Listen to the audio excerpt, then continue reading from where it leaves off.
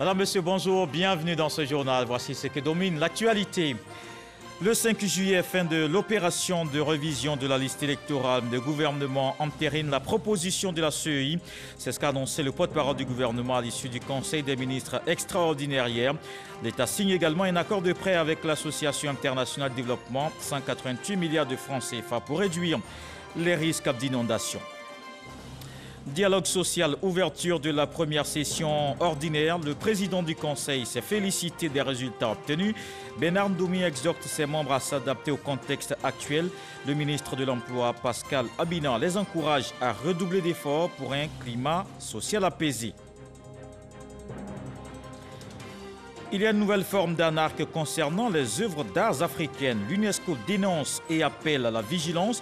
Déjà une vingtaine de victimes. Plus de 650 millions de francs CFA dans la poche des fraudeurs.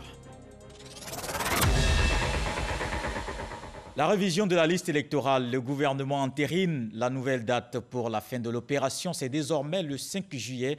C'est ce qu'a annoncé le porte-parole du gouvernement. C'était à l'issue du Conseil des ministres extraordinaire hier. Une prorogation pour permettre au plus grand nombre de personnes de s'inscrire. Le point complet de cette rencontre avec Jérôme Kofi Yabolin. Une nouvelle date pour la fin de l'opération d'enrôlement, c'est le dimanche 5 juillet 2020. Ainsi, ceux qui pour le moment ne se sont pas fait enrôler ont encore au moins 5 jours pour le faire. La nouvelle prorogation de la période de l'opération d'enrôlement pour figurer sur le listing électoral constitue l'une des décisions prises en Conseil des ministres extraordinaire ce mardi. Au moment où arrive l'échéance du deuxième délai accordé aux Ivoiriens et Ivoiriennes pour l'inscription sur la liste électorale, l'engouement qui avait justifié la première prorogation n'a pas faibli et nombreux sont les Ivoiriens qui ne pourront pas s'inscrire sur la liste électorale si cette opération s'arrête définitivement à la date du 30 juin 2020. Aussi, à la demande des parties prenantes au processus électoral et soucieux de la participation massive des Ivoiriens aux élections, le Conseil des ministres, sur proposition de la Commission électorale indépendante, a décidé de proroger à nouveau la période de révision de la liste électorale jusqu'au dimanche 5 juillet 2020 à 12 heures. Par ailleurs, face aux conséquences des pluies diluviennes, le gouvernement s'emploie à utiliser des moyens adéquats. L'adoption par le Conseil d'un décret sur la ratification de l'accord de prêt de plus de 188 milliards de francs CFA entre l'Association internationale de développement et la République de Côte d'Ivoire s'inscrit dans ce cadre. Un accord bien entendu conclu en vue du financement du projet d'assainissement et de résilience urbaine. Ce projet vise d'une part à réduire les risques d'inondation dans les zones vulnérables du district autonome d'Abidjan, ainsi que des principales villes de l'intérieur du pays, et d'autre part à améliorer la gestion des déchets solides dans les municipalités concernées. Il comprend notamment la construction de nouveaux systèmes de drainage primaire et secondaire et la réhabilitation de ceux existants, la réalisation de travaux routiers associés au drainage et le réaménagement de certaines zones de rétention d'eau. Le PARU permettra également de développer et de mettre en œuvre les meilleures pratiques en matière de réduction des déchets, de recyclage et d'économie circulaire, d'élaborer un programme de formation afin de développer les compétences des PME portant sur les outils et les techniques de recyclage appropriées. Un autre accord de prêt toujours entre l'Association internationale de développement et la Côte d'Ivoire. Il se chiffre à plus de 35 milliards de francs CFA. Le Conseil des ministres, en le ratifiant, entend notamment contribuer aux moyens déployés pour aider les femmes, précisément quant à leur autonomisation. Ce projet vise non seulement à accroître l'autonomisation des femmes et des adolescentes, mais également à faciliter leur accès à des services de santé reproductive, infantile et maternelle de qualité. Il comprend notamment l'amélioration de l'accessibilité des contraceptifs et la performance de leur chaîne d'approvisionnement, ainsi que l'amélioration de la disponibilité des agents de santé génésique dans les zones rurales par le renforcement des capacités des sages-femmes et des autres membres du personnel impliqués dans les services de prestation de santé, de la reproduction maternelle, néonatale, infantile et nutritionnelle. C'est après avoir bouclé son point de divers que le Conseil s'est retiré. Justement, à ce chapitre, les communications ont permis de revenir sur les dégâts causés par les pluies diluviennes. En saisissant cette occasion, le Conseil en a surtout appelé à la vigilance pour ce qui concerne les zones à risque. Et au cours de ce Conseil des ministres extraordinaire, le chef de l'État a ordonné la destruction de toutes les constructions installées sur les bassins d'orage. Les pluies diluviennes, vous le savez, entraînent des inondations dans plusieurs quartiers à Abidjan. L'Office national du drainage et de l'assainissement engage des travaux. C'est le cas à la Riviera. Le reportage de Gabriel Zani. À Abidjan, depuis l'intensification des pluies, les inondations ne sont pas rares. Dans les communes, des secteurs sont touchés par ces montées d'eau. De la Riviera 2 à la Palmeraie, le carrefour Rosemary-Guiraud jusqu'à la montée de la rue Ministre, l'ONAD, l'Office national de l'assainissement et du drainage, explique les travaux de drainage effectués dans la zone. La solution d'aménagement proposée, c'était de construire 3 bassins d'écrêtement de crues et puis de relier ces bassins d'écrêtement de crues au réseau existant de la Palmeraie. Par rapport aux 3 barrages qui étaient envisagés, on a pu réaliser un barrage et on a pu réaliser le collecteur en aval du barrage jusque dans la zone de Blue Rock.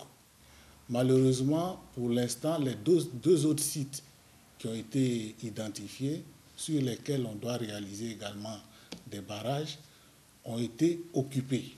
Certains propriétaires qui ont des titres dûment acquis, on est obligé de suivre une procédure pour les indemniser avant de pouvoir démolir leurs habitations et construire les barrages envisagés. Les travaux de drainage nécessitent 10 milliards de francs CFA comme investissement. Les bassins seront achevés dans un peu de temps.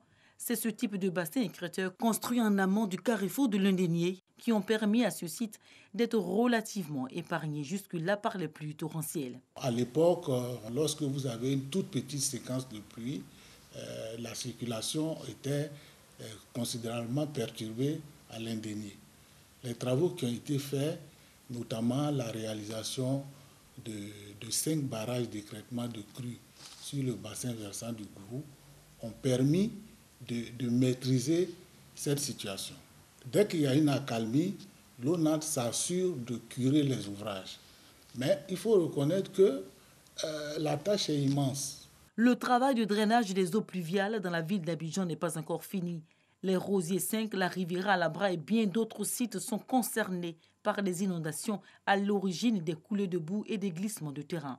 Au moins 40 personnes secourues par les pompiers, selon le colonel Karamoko, interrogé ce lundi sur le bilan des pluies torrentielles.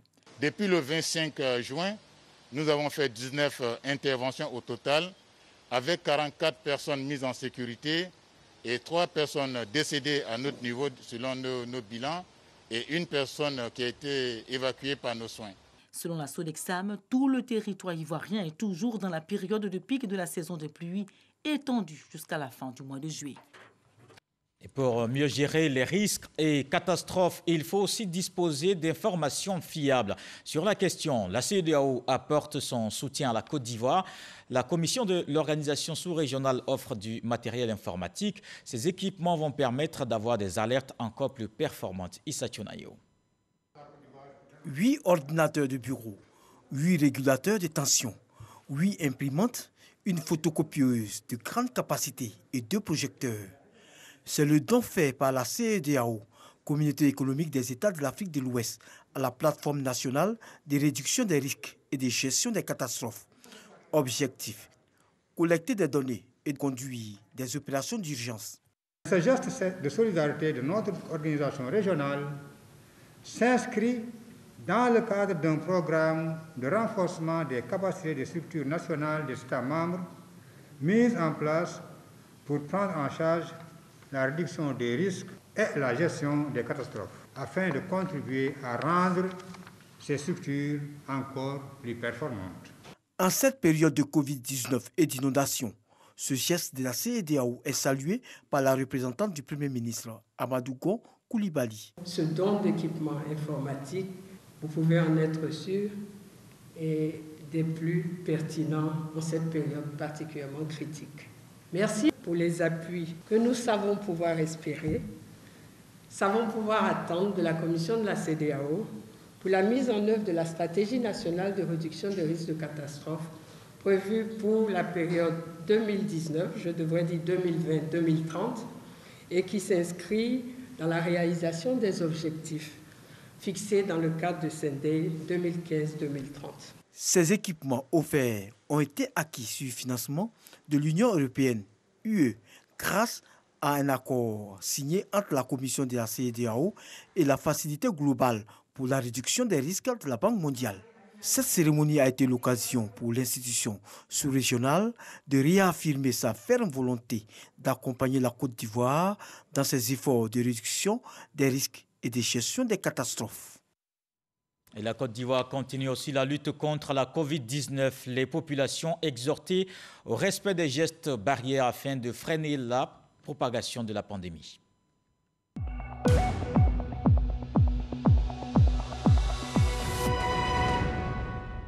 La Côte d'Ivoire a enregistré 285 nouvelles contaminations. Le pays compte 9 499 cas confirmés. Lavage régulier des mains, port obligatoire des masques. Le gouvernement insiste sur ces mesures afin de freiner la propagation de la maladie. On fait le point avec le directeur général de la Santé. Le ministère de la Santé et de l'Hygiène publique a enregistré ce jour, mardi 30 juin 2020, 285 nouveaux cas de Covid-19 sur 2012 échantillons prélevés, soit 14,2% de cas positifs. 277 guéris et 2 décès. Nous avons déploré 2 décès survenus dans un établissement sanitaire public. Il s'agit d'une patiente de 40 ans diabétique et d'un patient de 78 ans hypertendu. Le ministre de la Santé et de l'Hygiène publique présente ses condoléances aux familles éplorées. À la date du 30 juin 2020, la Côte d'Ivoire compte donc 9 499 cas confirmés, dont 4 273 personnes guéries, 68 décès et 5 158 cas actifs. Le nombre total d'échantillons est de 55 950. Le ministre de la Santé et de l'Hygiène publique rappelle que la pandémie n'est pas terminée. Je vous donne aussi des chiffres de la pandémie dans quelques pays africains. D'abord, au Ghana, 17 741 cas confirmés, 112 décès. En Guinée, il y a 5 391 cas confirmés, 33 décès. 25 694 cas confirmés, 590 décès au Nigeria. En Afrique du Sud, c'est 151 209 cas confirmés, 2 657 décès. Et puis en Égypte, on compte 68 311 cas confirmés, 2 953 décès. Dans le monde, il y a 10 498 090 cas confirmés, plus de 5 600 000 personnes guéries et 511 851 décès. La Covid-19 qui impacte l'économie africaine. L'Afrique subsaharienne pourrait voir ses revenus retomber à leur niveau d'il y a 10 ans. Annonce faite par le directeur Afrique du Fonds monétaire international. Selon les dernières projections du FMI, l'économie va subir cette année une récession de 3,2%. L'institution financière renvoie l'optimisme à l'année prochaine. Ici en Côte d'Ivoire, le gouvernement déploie son plan de riposte contre la pandémie. Les autorités ont donné des statistiques sur l'ampleur de la Covid-19. 24 régions sanitaires touchées sur 33. Le ministère de la Santé appelle à plus de vigilance. Moussa Konaté. Plus de 9 000 cas de Covid-19 en Côte d'Ivoire à ce jour, avec 44% de guéris et un taux de décès inférieur à 1%. On enregistre aussi une augmentation du nombre de personnes infectées chez les moins de 30 ans, selon Dr Edith Kwasi. Le conseiller technique du ministre de la Santé et de l'Hygiène publique interpelle sur la situation des sujets contacts. Un nombre élevé de sujets contacts estimé depuis le 13 mars à la date du 26 juin 2020 à 8 806, dont 5 533 suivis et sortis de la cohorte. Parmi ces personnes-là, 436 ont été dépistés positifs au cours de leur suivi et inclus dans la file active pour une prise en charge appropriée. Il est important de fournir les informations correctes permettant l'identification des sujets contacts et de faire leur suivi, car ils sont à risque de propager la maladie s'ils étaient contaminés et qu'ils ne le savaient pas. À ce jour, tous les contacts des sujets Covid positifs n'ont pas été répertoriés. Le combat contre la pandémie de Covid-19 se poursuit avec l'exécution du plan de riposte mis en place par l'État. Les forces de l'ordre, quant à elles, sont à la tâche pour faire respecter les gestes barrières en tout lieu, notamment dans les entreprises. Le comité de suivi et évaluation de l'application des mesures barrières de la Covid-19, la Direction générale de la police nationale et les responsables des différents districts de police ont effectué une visite de terrain pour constater l'application effective ou non de la distanciation sociale, du port obligatoire de masques. Le constat fait au niveau des entreprises privées et publiques nous démontre qu'il y a un relâchement.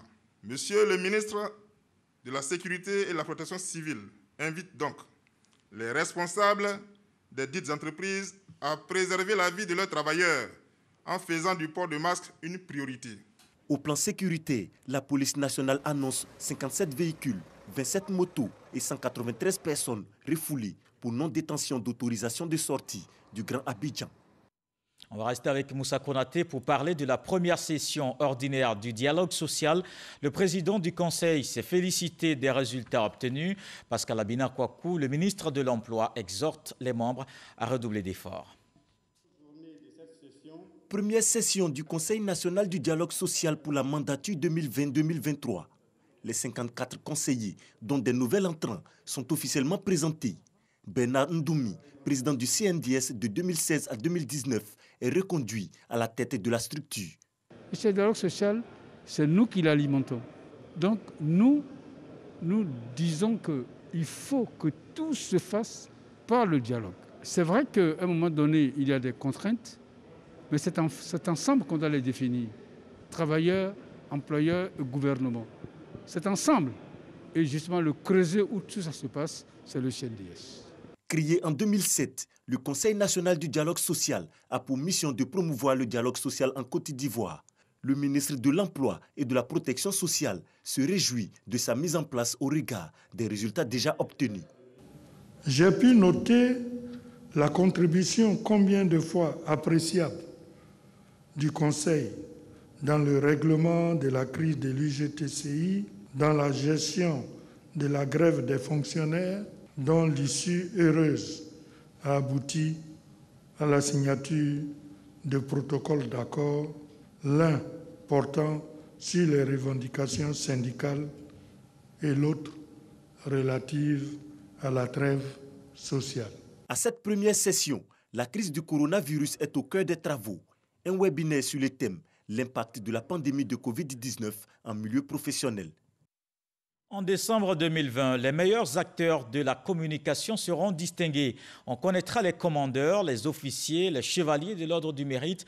La deuxième édition est lancée. Les candidats ont jusqu'au 30 juillet pour déposer leur dossier. Franck Quadio. Bientôt la deuxième édition de la cérémonie de distinction de l'Ordre du Mérite de la communication. Cette initiative de la tutelle décernant des médailles aux acteurs du secteur s'étant distingués par leur travail ou leur contribution au développement et à la promotion de la communication. En 2019, ils étaient 95 récipiendaires, 7 au grade de commandeur, 23 au grade d'officier et 35 chevaliers. Sans oublier 30 bénéficiaires issus de l'administration. Pour cette édition, celle de 2020, 65 personnalités seront distinguées, dont 8 au grade de commandeur, 22 officiers et 35 chevaliers. Sont ciblés différents acteurs actuels ou passés, des journalistes et différents professionnels de la presse et de l'audiovisuel qui pourront faire acte de candidature, comme l'a annoncé face à la presse le directeur du cabinet du ministre de la Communication, Sidi Temoko Touré. Tout candidat au grade de chevalier doit être âgé de 30 ans au moins et jouir de ses droits civiques. Nul ne peut être promu au grade d'officier ou de commandeur s'il ne justifie d'une ancienneté de 5 ans au moins dans le grade immédiatement inférieur. Ça veut dire que celui qui a été décoré cette année dans le grade de chevalier ne peut prétendre au grade d'officier que 5 années après. Il faudra aussi que les candidats au grade de chevalier, d'officier et de commandeur aient au moins 5 ans de service effectif, n'avoir jamais subi aucune sanction disciplinaire. Ce sont là, entre autres, quelques conditions d'accès. Pour ce qui concerne les propositions de candidature, s'adresser par voie hiérarchique au ministre de la Communication ou au préfet de département. Et les dossiers doivent être disponibles au plus tard le 31 juillet 2020. Il est prévu la cérémonie de décoration au mois de décembre 2020. Pour toute information complémentaire, le site du ministère www.com.gouv.ci. Rappelons que le choix des dossiers des récipiendaires est la prérogative du Conseil de l'ordre du mérite de la communication mis en place par décret depuis 2015 et qui est composé de 12 membres. À Ouniansou, Dar es Salaam, Koko, Kennedy. Bientôt, on parlera de Bouaké-la-Neuve. Tous les quartiers de la ville sont en chantier. La capitale de Bouaké souffrait de ses nombreuses rues non bitumées ou dégradées. Ce sera un lointain souvenir. Évidemment, à la grande joie des populations, la ville pourra retrouver ses belles voies bitumées, éclairées d'antan. Plus de 50 km en travaux. Quand la route devient le moteur de la relance économique de Bouaké, c'est un sujet de Kader Sogodogo. Bouaké, quartier Koko, des engins lourds en plein travaux. Il s'agit de la réhabilitation de la voirie. Du bitume pour une meilleure fluidité routière. À l'image de ce quartier, c'est l'ensemble de la ville de Bouaké qui bénéficie de plus de 50 km de bitume. L'action est à mettre à l'actif du gouvernement. 3 types de travaux. Des voies à réhabiliter, de nouvelles voies à bitumer et un reprofilage lourd de certaines voies d'accès. Bouaké a longtemps souffert de sa voirie et le gouvernement a pris les taureaux par les cornes. Et donc ce programme qui se déroule aujourd'hui vise à remettre Bouaké à un niveau de satisfaction au niveau de sa voirie. Ici, au quartier Kennedy, les choses avancent bien. Le quartier bénéficie de nouvelles voies à bitumer. Il faut dire qu'à Bouaké, ces travaux sont inscrits dans 4 chapeaux. Le premier est intitulé « Projet de bitumage urbain », 17,8 km du gouvernement. Le deuxième est le projet de voirie Kokan, financé par l'État de Côte d'Ivoire. Il est de 3,2 km. Le troisième, le projet PEC, financé par l'État de Côte d'Ivoire et la mairie de Bouaké. Ce sont 25 km de route, des voies d'accès dans les quartiers qui seront reprofilées. Le projet Pidukas, le quatrième, avec 5,3 km dans le quartier Tolakwa-Diokro, du bitume neuf. Les travaux sont en phase d'achèvement pour le grand bonheur des populations. Aujourd'hui, on roule tranquillement, ça a rendu le quartier aussi bien propre. On dit merci beaucoup à le président d'avoir fait le goudron pour nous. En tout cas, avant la voie là, c'était pas trop ça. Mais maintenant, c'est bien, il n'y a plus de poussière. Des célèbres voies, comme celle qui part du château à Ouniansou jusqu'à la zone en passant par le quartier municipal et celle qui part de la pharmacie Belleville au quartier Dar es Salaam recevront du bitume neuf. Tout est fin prêt. Quasiment tous les quartiers de Bouaké sont concernés. Dans le commerce, on en trouve. La voie de Séviateur, toutes ces voies, ce sont des voies de réhabilitation. Il y a des nouvelles voies qui seront bitumées. La liaison de Belleville à Dar es Salaam en partant depuis la pharmacie allait déboucher sur la route de Katiola. Cette voie de plus de 7 km sera entièrement bitumée, permettant de relier 2 quartiers importants de la ville de Bouaké. Régulièrement, le ministère en charge de l'entretien routier effectue des missions pour veiller sur le bon déroulement des travaux. Avec la pandémie, on est venu voir un peu l'évolution de ces travaux et voir un peu sur le terrain la prise en compte des mesures de barrière concernant la lutte contre la pandémie. D'ici peu, Bouaké va changer un peu de visage. Les autorités locales suivent également avec beaucoup d'intérêt ce qui pouvait être le point de départ d'un Bouaké nouveau. Je ne suis pas déçu compte tenu de tout ce que je vois. Depuis mon arrivée jusqu'à aujourd'hui, l'image de la ville est en train de prendre autre allure. Nous, on avait pensé que Bouaké était oublié. Malgré la maladie Covid-19, les travaux avancent. Et aujourd'hui, il y a le conseiller du ministre qui vient, qui nous rassure que vraiment on n'est pas oublié. L'autoroute, dont les travaux avancent bien, arrive pour faciliter l'accès à Bouaké. À l'intérieur de la ville, ces travaux, à terme, viendront comme une réponse aux attentes des populations. Elle l'avait d'ailleurs exprimé au premier des Ivoiriens, Alassane Ouattara, lors de sa dernière visite à Bouaké. Un engagement traduit en actes par le Premier ministre Amadou Gon Coulibaly. Au passage, on verra avec beaucoup de joie, certainement, les travaux de la traversée de Bouaké, du corridor sud au corridor nord. 2 fois 2 voies. Le meilleur est donc en cours de téléchargement pour Bouaké, capitale de la région de Bouaké. Bouaké, cette ancienne gloire qui renaît, on vient de le voir dans ce dossier de Kader Sogodogo.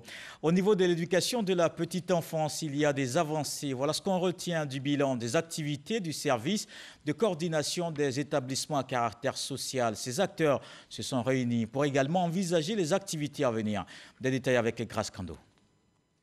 Les structures socio-éducatives de base ont pour mission, entre autres, d'assurer le plein épanouissement des tout-petits et de les préparer à réussir leurs études. Les responsables des 293 structures réparties sur le territoire national se sont retrouvés pour faire le bilan au titre de l'année 2019-2020. Nous sommes partis de 18 531 enfants l'année dernière. Aujourd'hui, nous sommes à 19 606 enfants. Et le travail continue. Nous avons mis l'accent sur la qualité.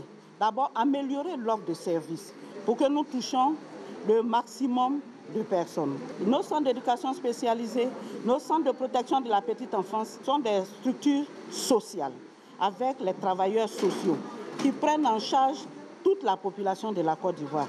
Au nom de la ministre, je voudrais féliciter la directrice. Malgré le contexte sanitaire difficile, a pu mener des activités avec tous les DER et toutes les structures impliquées pour que la petite enfance soit véritablement prise en compte. L'avenir du pays, c'est la jeunesse, mais la jeunesse bien formée commence déjà par la petite enfance. Donc il est bon que ce genre de structure-là soit véritablement encadré. Cette activité bilan qui réunit plusieurs partenaires et conseillers d'éducation marque la fin des activités dans les centres de protection de la petite enfance et centres d'action communautaire pour l'enfance. Et comme votre santé nous intéresse, alors retenez ces chiffres. 815 millions de francs CFA, c'est l'estimation de la saisie des médicaments en 2019 en Côte d'Ivoire. Le Comité national de lutte contre la contrefaçon a fait le point. Il y a aussi les industries culturelles et électroniques parmi les plus touchées dans le pays. Dans ce reportage de Didier Nguesson, on remarquera des gels et des masques également contrefaits. Chez le consommateur, la contrefaçon crée la confusion entre le produit original et le produit contrefait. Les conséquences sont importantes et encore plus en temps de crise sanitaire. Troubles visuels et de l'audition, perforation intestinale, principes actifs mal dosés ou inexistants, pouvant même entraîner la mort. Le Comité national de lutte contre la contrefaçon tire la sonnette d'alarme. Nous avons pour l'instant décidé d'amener la population elle-même à comprendre le phénomène même de la contrefaçon et nous aider donc à lutter contre ce phénomène-là sous toutes ses formes. Nous faisons ce travail pour la population et malheureusement, on s'est rendu compte que beaucoup de gens ne savent pas ce que c'est la contrefaçon. Ici à Donne, ils sont consommateurs vraiment sans savoir de quoi il s'agit. Les saisies de médicaments en 2019 sont estimées à plus de 815 millions de francs CFA, selon Dr Toé Oumar, mais l'absence d'incinérateurs pour les détruire est un handicap. La consommation des médicaments contrefaits est en nette augmentation parce qu'en plus des médicaments ordinaires qu'on prenait, qui concernaient les antibiotiques, les anti-inflammatoires, les antalgiques, les antipyrétiques, alors on a une forte consommation d'hydroxychloroquine et de la chloroquine alimentée par le marché parallèle à cause de la pandémie de la COVID-19.